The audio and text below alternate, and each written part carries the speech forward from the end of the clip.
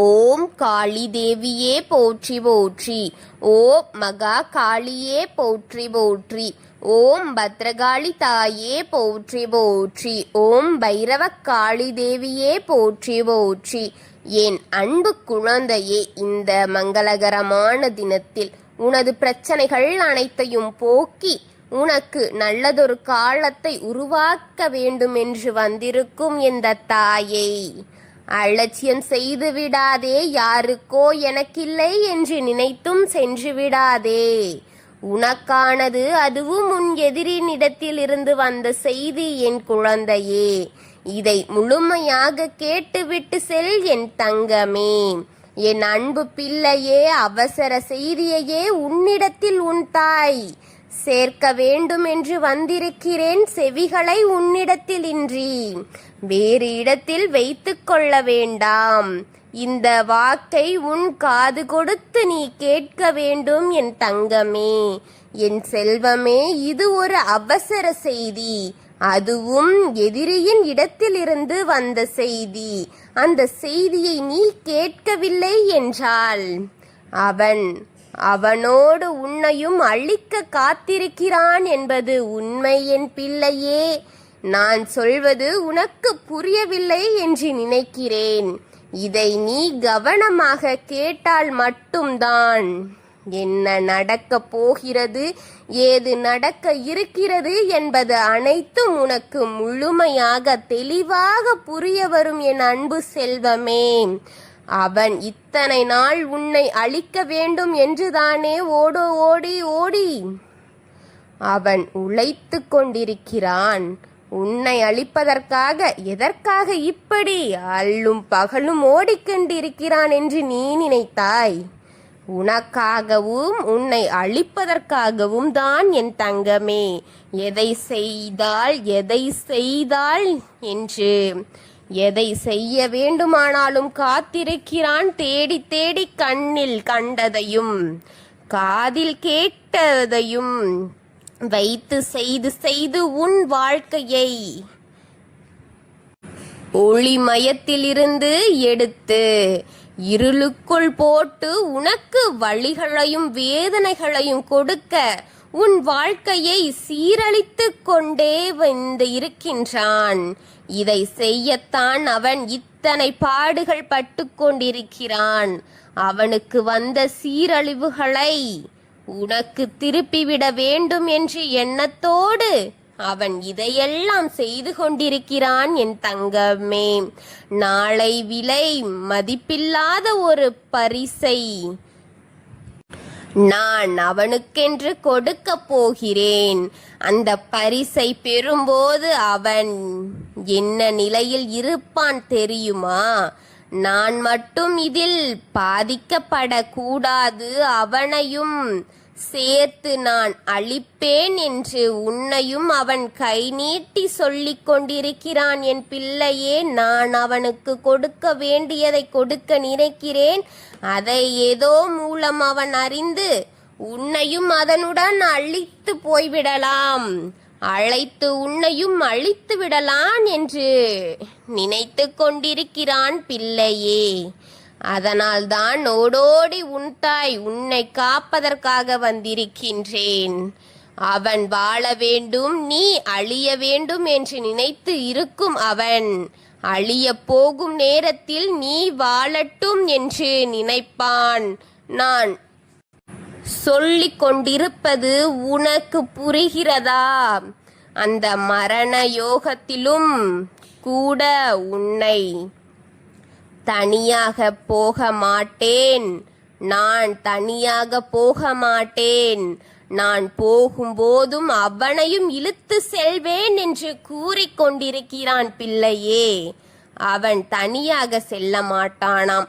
அவனையும் உன்னையும் கூட இழுத்து செல்லத்தான் போகிறேன் என்று உன் எதிரி உன்னை கூப்பிட்டு கொண்டிருக்கிறான் பிள்ளையே. அவன் தனியா போக மாட்டான். நான் வாழ வேண்டும் என்றுதான் அவனை அழைத்தேன் என்று சொல்லிக் கொண்டிருக்கிறான். அதனால்தான் நானே இந்த வாகனத்தை இந்த உலகத்தை விட்டு போகும்போது அவனை மட்டும் வாழ விட்டு போவேனா என்று அவன் என்ற ஆத்திர குணத்தோடு பதில் அளித்து கொண்டிருக்கிறான் என் பிள்ளையே. அவன் வந்த செய்தி என்ன தெரியுமா? அவனுக்கு பரிசு என்ன தெரியுமா பிள்ளையே?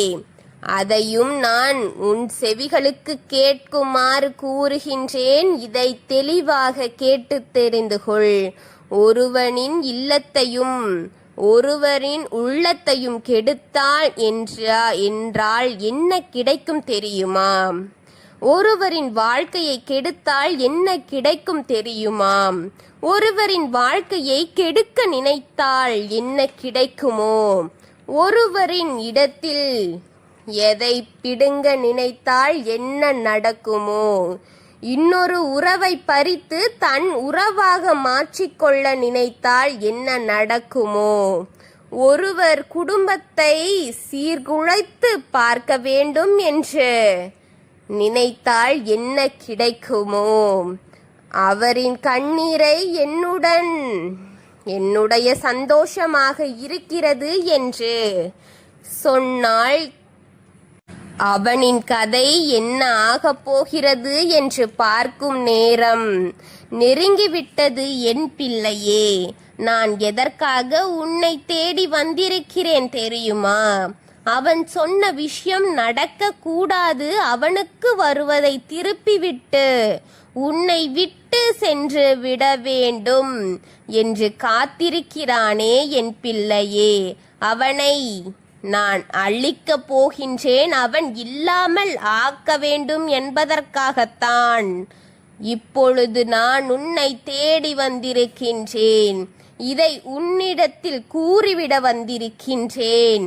நீ சற்று கவனமாக இரு என் பிள்ளையே. அவனிடத்திலிருந்து மிகுந்த எச்சரிக்கையுடன் இரு என் தங்கமே. இப்பொழுது காற்று திரும்பி விட்டது பிள்ளையே, இதை நீ பயன்படுத்திக் கொள். இப்பொழுது அவன் பக்கம் வீசத் தொடங்கிவிட்டது. அவன் எந்த புறத்தில் அனுப்பி விட்டுகின்றானோ அதுவெல்லாம் திரும்ப அவன் பக்கம் திரும்பிவிடும் என் தங்கமே. அவன் அழியும் நேரம் வந்துவிட்டது என் குழந்தையே. இன்னும் 48 மணி நேரத்தில் அவன் அழிவை உன் செவிகளுக்கு கேட்க செய்வது இந்த தாயின் பொறுப்பு என் தங்கமே. நான் சொன்னதை கேட்டுத்தானே நீ இருக்கின்றாய். இந்த வாக்கு உன் செவிகளுக்கு பட்டு கொண்டுதானே இருக்கிறது. அதன்படியே நாளை மறுநாளோ நான் நடத்தி கொடுப்பேன் என்பது உண்மை என் தங்கமே. எதிரியை அழிக்கும் நேரம் வந்துவிட்டது. உன் கண்களுக்கும் உன் செவிகளுக்கும் இனி எதை கேட்போமோ எதை பார்ப்போமோ என்று நினைத்து கொண்டிருக்கிறீர்களாம். நல்லதை பார்க்க போகிறீர்கள், காதால் குளிர்ச்சியான செய்தியை வாங்க போகிறீர்கள் என் தங்கமே. அவன் அழியப் போகிறான், இல்லை அவன் அழிந்து விட்டான் என்ற சந்தோஷப்படும்படியான விஷயம்தான் உனக்கு இனி கிடைக்கும் என் தங்கமே. உன்னை நிர்மூலம் படுத்த வேண்டும் என்று நினைத்த அவனுக்கு, இல்லாமல் படுத்த வேண்டும் என்று நினைத்த அவனுக்கு தோல்வியும் கஷ்டமும் சேர்ந்து இப்பொழுது அவன் செய்த பாவங்களும் அவனுடன் செல்ல போகிறது. அதோடு அவன் செல்ல போகின்றான். நீ சந்தோஷப்படு என் தங்கமே. அவனுக்கு நான் கொடுக்கப்பட்ட அனைத்து தண்டனைகளுக்கும் அவன் இன்னும் 48 மணி நேரத்திற்குள் போகிறான் என் தங்கமே. நீ சந்தோஷமாக இரு. நாளை இந்த செய்தி உன் செவிகளில் நீ கேட்பாய். நான் அவனுக்கு கொடுக்கும் தண்டனையை 100% உண்மையாக நடக்கும், உண்மையாக பழிக்க போகிறது என் தங்கமே. பழிக்க வைக்க நம்பிக்கையோடு உன் எதிரியை அழித்துவிடு என் தங்கமே.